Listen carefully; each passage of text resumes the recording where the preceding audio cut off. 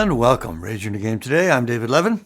This is our Friday episode, so we're talking about the inner game of life. Tuesdays are for the mental game of sports and competition. Fridays are for the rest of our lives. So how are you feeling this week? Fully into the new year now, in the groove. I feel like I'm starting to notice the slightly longer days, but I'm probably just making that up. I think it's like a 15-minute difference at this point. I am looking forward to spring. Still a couple months away. Not looking forward to January 20th, our new so-called administration. Seems like it's already here, but it'll certainly get a whole lot worse, starting right on that day. Talk more about that in a minute. 9 more days for Biden to do normal president things, like, for example, support a governor during a natural disaster, maybe. Fascinating concept. Anyway, lots to talk about this week.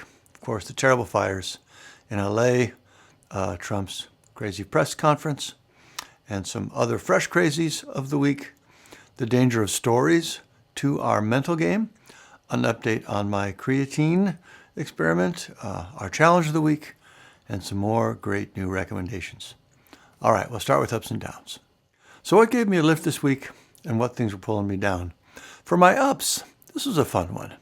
I came across some old cassettes, songs of mine from back in the 80s, and I realized I literally couldn't listen to them anymore. I don't have a cassette player around, so I asked around, borrowed a friend's deck they had in storage. I transferred all those songs into my computer, so now I have them safely available forever. That was pretty fun. The big thing, though, a little thing first. The deck played slow. Everything was like a half step down in pitch. That wasn't great. It really does alter the sound unnoticeably. But GarageBand has a feature that can change the tuning of a track. So I was able to put them in there, tune everything back up where it should be. That was a big relief. Made a huge difference. The big thing, now that I'm here, the big thing of the experience was realizing the songs are just so bad. I mean, really, I don't want anyone to ever hear them. Like, I'm going to put that in my will or something. They're so embarrassing. And the worst part is the lyrics. They're so self-serious and overwrought and just dumb in a lot of places. I don't know what I was thinking. On the other hand, or I should say at the same time, there are still some good moments in there. The music, lots of interesting ideas. The choruses and a lot of songs are actually pretty great. I mean, I still feel good about them now. But overall, the songs are truly terrible and embarrassing. But it was still fun to go through them and be reminded of all that. And this is especially fun. I found a recording of me singing the national anthem at a Minnesota Twins game. I might have mentioned this before, but this was like in 1988. One day I got a call from my agent. Hey, could you sing the national anthem tomorrow at the Twins game? Someone had canceled. They needed someone to come in at the last minute. So that was freaking. I've told the story elsewhere, but for a long time, I had no evidence of it. So I would tell the story, and every once in a while I'd think, I wonder if people like maybe think I'm making that up. The last year, I came across a picture Margaret had taken of me in the middle of the song. You can see me way out there on the field, my name small up on the sign. That was great to find, so at least I had some evidence. But I had no memory of ever having a recording of it, so it was really exciting to find that. It's also, not great. I'm a little pitchy. It was a strange environment, and it's a hard song to sing, but it's super fun to hear and now have a full record of the event. You can hear the Twins announcer on the radio, in the beginning of the tape. In the background, you hear the stadium announcer say, and next up, David Levin. And the radio guy says, and now our national anthem. And there I am. Oh, say, can you? It was wild. But anyway, that was super fun. For my downs, I've been having some trouble with leg cramps and sort of cramping in general. It's been going on for a while. I thought maybe it has something to do with the creatine, though that's not likely from what I've read. But the other night, and I've had this happen a few times, but right in the middle of the night, I got a major Charlie horse in my calf. And it's just a shock when it happens. Right out of sleep, I'm hollering, in pain, writhing around. Poor Margaret, shocked out of her sleep also. The pain is incredible when this happens, like Very rare I have pain at that level. And I'm not in a great state to deal with it because, I'm asleep, right? So I'm just lying there agonizing, trying to get it to stop by stretching in the opposite direction. At some point, it finally does stop, but a lot of the pain continues. And with my additional cramping issues lately, the stretching in the opposite direction to try to stop the Charlie horse causes cramping in those muscles too. Oh, God. And it would all be sort of funny if it wasn't so traumatic. It actually is genuinely traumatic. And it does actual damage to the muscle too. It's not permanent, but they're incredibly sore and tender for days after. And it's enough of a shock emotionally that I'm actually afraid to go to bed for a few days afterwards in case it happens again. I just can't bear the thought that might happen. So that's a bummer. And, of course, you really want to figure out how to keep it from happening again. I've been taking magnesium already for quite a while because, the cramping has been going on for, years, really. And that's the first suggestion you hear is to take magnesium, but I'm already doing that. The next suggestion is to drink more water, but I'm pretty good about that too. I have no signs of dehydration. So I really have no idea what's causing it. And that's part of the frustration because you don't know where to go for help. There's no medical specialist for this kind of thing. So you poke around online, and that's always iffy. And you basically just end up hoping it won't happen again, right? Which is not a real strategy to make anything better. So anyway, that's been a bit of a bummer. It gets a little better every day. It's not actually tender still today, but I am still a little worried about it, trying to figure it out. Anyway, it's not the biggest thing, but it's there. So those are my ups and downs for the week. Next up, top stories. The big story this week is the terrible fires in LA, and they're still going on as I record this. It's really shocking to think about the reality of that. The pictures are incredible, and they hit me a little more than other disasters because I know that area better than others. My dad lived in LA for the last 40 years or more of his life in the North Valley, which is nearer even to where these fires are. I've visited there many times. I've driven those roads. The neighborhoods in the pictures are familiar. So it makes it a little easier to imagine how horrific it must be for the people there. I mean, still can't really imagine, but it feels more real than other disasters because of all the time I spent there. So it brings up, a lot of things, thoughts, questions. Climate is one, of course. This kind of thing is directly related to the changes in our climate, obviously. Hotter temps, stronger winds, drier areas, makes for worse fires, not super complicated. Crazy to be reminded of all the people who still reject what they're seeing with their own eyes pretty much every day. Leadership comes to mind. When we are in a crisis, we need leaders who know what they're doing, know how things work, how to get help to people, who want to get help to people and be of service to them, bringing them together. That seems obvious. Joe Biden and Gavin Newsom are clearly leaders like that. Our incoming president is so clearly not that kind of person. I mean, really, his reaction to this terrible fire is to call the governor names and blame him for things that aren't even true? I mean, of course, that is his response, but God, how can he actually think this helps in any way? And of course, it doesn't. His contribution to the tragedy as our incoming leader is to literally make it worse, both short-term and long-term. He wants more fossil fuels, less renewables, never mind all the science and the evidence. It's just the worst kind of ignorant, arrogant stupidity. And that's where we are. Thank you, voters of America. Speaking of which, he gave a press conference this week, and it was just classic Trump stupid all the way down. He refused to rule out using force in taking over the Panama Canal and Greenland. You don't even know where to start with this. First, they are sovereign countries, right? Where do you get off even floating ideas like this? As the President of the United States, this is colonial aggression. That's what Russia and China do. What is he even talking about? And what will the world be like when our country, the leader of the free world, is seen as just another bully? The answer is chaos, genuine chaos in ways we can hardly imagine. Trump seems to think, to the extent he thinks at all, that because we are powerful now, we can just do whatever we want. But he doesn't understand the nature of that power. It comes from the community of like-minded nations.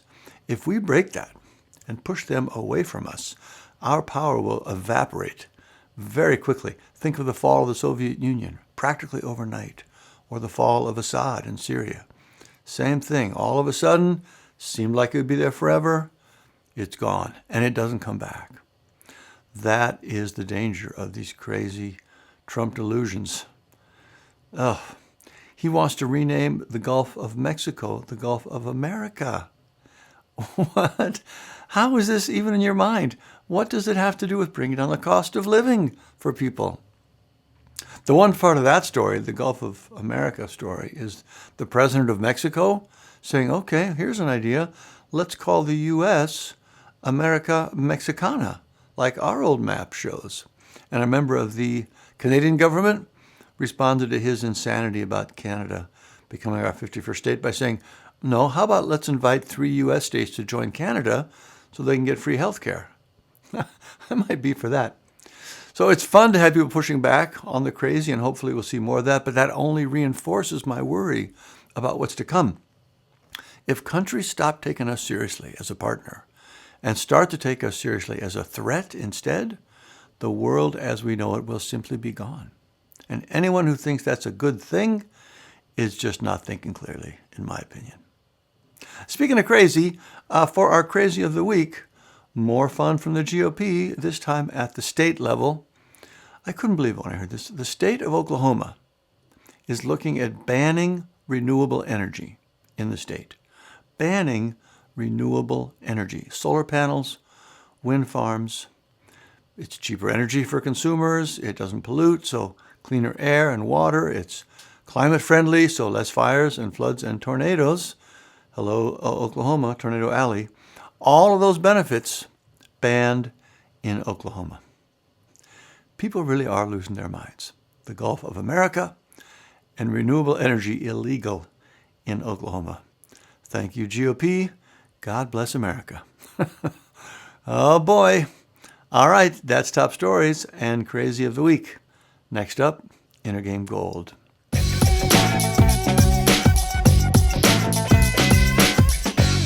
Last week, we talked about a system to help put new ideas into action. Reminders, a tracking sheet, and a project journal. Not the most exciting items, perhaps, but actually maybe the most powerful thing you can do for yourself. So I hope you were able to work on that, if you don't already do something like that. This week, I want to talk about a new idea on the pod. I'm not sure if I've talked about this anywhere, though I've been thinking about it for a while.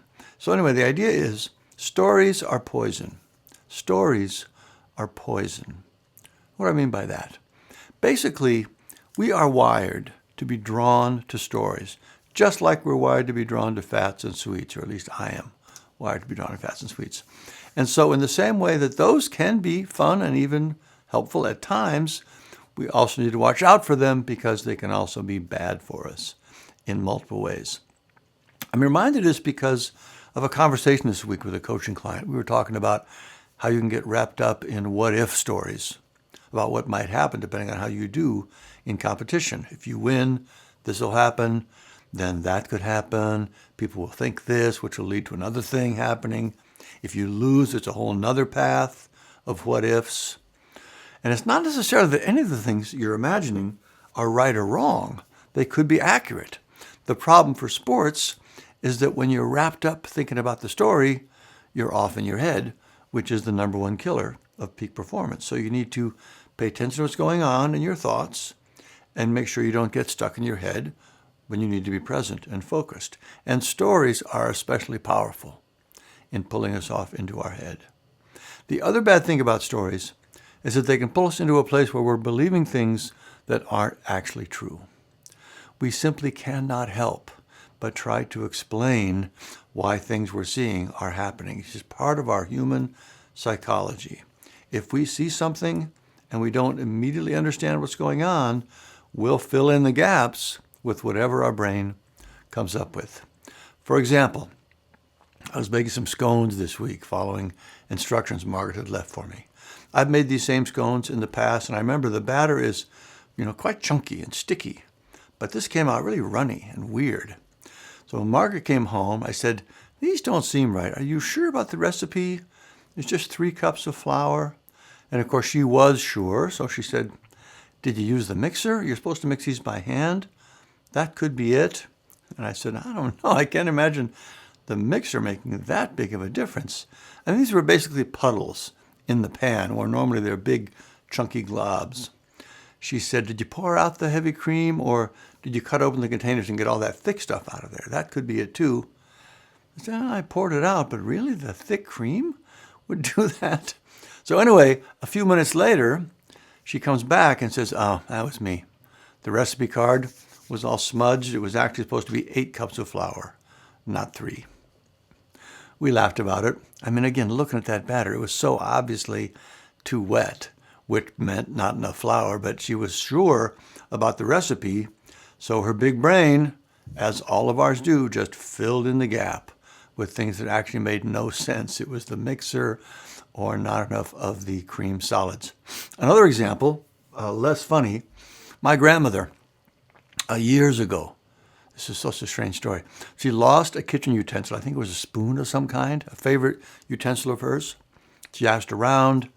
No one had seen it, didn't know anything about it. She somehow convinced herself that someone in the family had hidden it from her as a prank. She put an ad in the local paper looking for her spoon. She ended up broken-hearted and betrayed and bitter that her own family would be so cruel to her. And none of it was true. It was all just a story she made up in her head.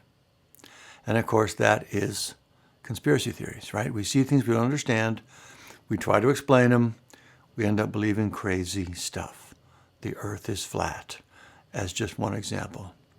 That's what our brains will do. So again, the point is to understand how powerful stories are to our psychology and be on guard for when they're pulling us away from where we want to be. If you're getting stuck in your head, thinking about things that might happen, take a breath. Pull yourself back into the present. If you're starting to believe things that are making you sound a little crazy, step back, take a second look. Maybe check with some other sources. Anyway, that is Inner Game Gold this week. A new idea to think about and take a look at how it plays out in your life. Stories are poison. They can be fun in moderation, but they can do real damage if we let them take control. All right, next up, raise your outer game.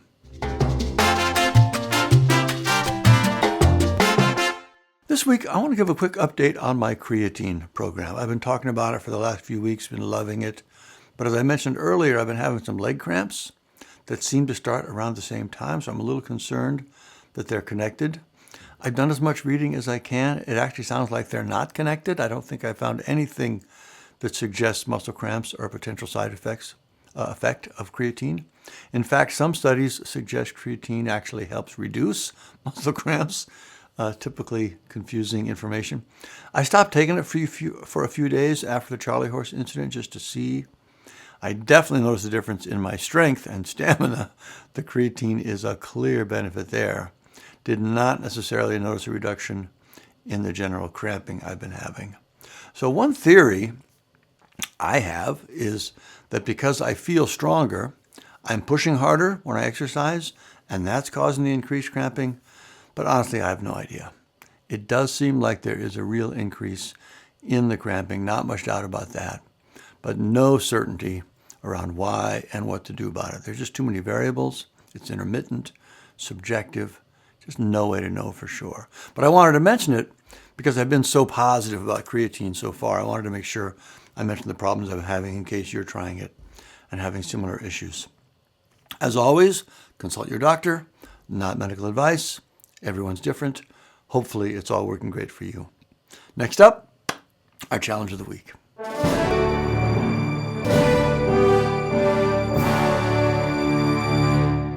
This week, let's work on this idea of stories are poison. First, take a couple of minutes, sit down, and think about examples of when you've done this, when you've gone off in your head about things that might happen. It could be negative things you're worried will happen, or it could be happy things you'd like to happen. Also, are there times when you have come up with explanations for things that turned out not to be true? You jump to conclusions or believe something prematurely. Just see if you can think of examples of times you've done these kinds of things so you can confirm for yourself that our brains do actually do this. And then set an intention to resist getting wrapped up in stories this week. As you go through your days, pay some attention as usual to what's going on internally.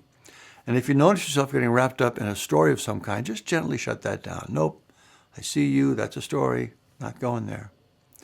This isn't much different from the normal no quiet work you do if you've read the Raise Your Game book or taken the Sports Academy training. It's just putting some extra attention on the reality that stories have a special power over us. All right, that's the challenge of the week. Next up, highly recommended.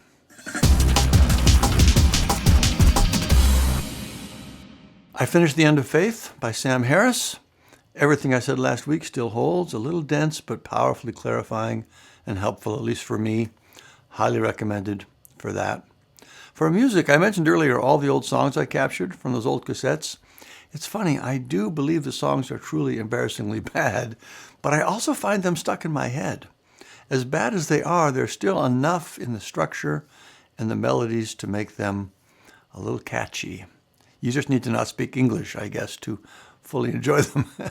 That's funny. For a show, our whole family, and extended family even, is excited for season 2 of Severance on Apple TV, starting up on January 17th, I believe.